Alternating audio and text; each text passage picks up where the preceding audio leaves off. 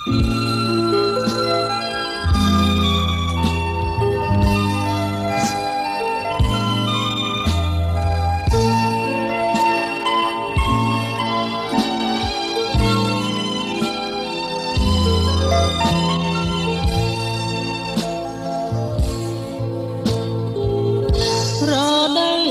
រាំងរាំងដីប្រេះ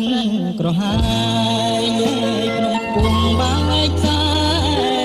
ហងកុកហើស្វែងបែងរកបានធំ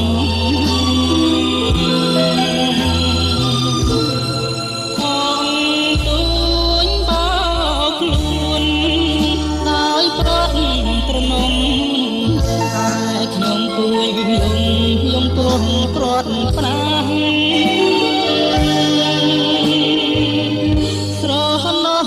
គ្រាដើម